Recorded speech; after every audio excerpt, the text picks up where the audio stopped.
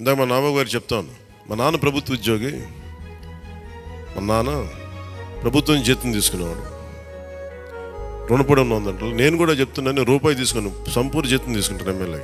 తర్వాత నేను ఇవ్వాల్సింది ఇచ్చేస్తాను, అది పెద్ద పట్టించుకుని. కానీ ఎందుకు తీసుకుంటానంటే ఆంధ్రప్రదేశ్ ప్రజల సొమ్మును తింటున్నా ఆ బాధ్యత అనుక్షణం గుర్తు చేసుకోవడానికి.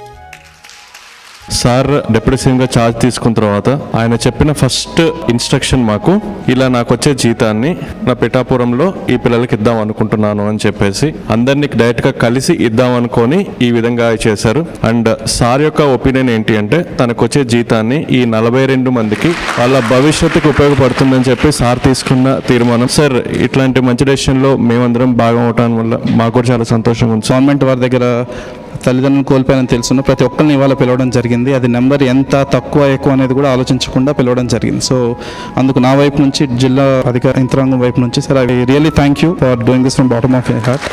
ఆ రోజు నేను అనుకున్నది ఏంటంటే, ముందు నేను ఎమ్మెల్యేగా గెలిచి డిప్యూటీ సీఎం పదవి తీసుకున్నాక, బాధ్యతలు తీసుకున్నాక జీతాలు తీసుకొని అది ఎవరికి ఖర్చు పెట్టాలి, చదువుకుంటున్న మీకు, తల్లిదండ్రులు కుటుంబం దూరమైన మీకు, అది మీ భవిష్యత్తుకి ఏదైనా ఉంటే చాలా చాలా బాగుంటుంది అనేది నాకు అనిపించింది. దాని తగ్గట్టుగా అడుగు వేసాం. అంటే ఇది పని చేసి సంపాదిస్తున్నాం, ఒక ప్రభుత్వం తరపున పని చేస్తూ దాని నుంచి వచ్చిన జీతం చాలా బాధ్యతగా, నాకు మీరిచ్చిన అధికారాన్ని తిరిగి తద్వారా వచ్చిన డబ్బుని తిరిగి ఏ పిఠాపురం అయితే నన్ను గెలిపించడానికి కారణం, అదే పిఠాపురం భవిష్యత్తుకు, మీరందరూ పిఠాపురం భవిష్యత్తు, ఇక్కడ ఉన్న పిల్లలందరూ, సో మీ భవిష్యత్తు కోసం నేను దీన్ని తిరిగి జీతాన్ని ఇచ్చేస్తున్నాను.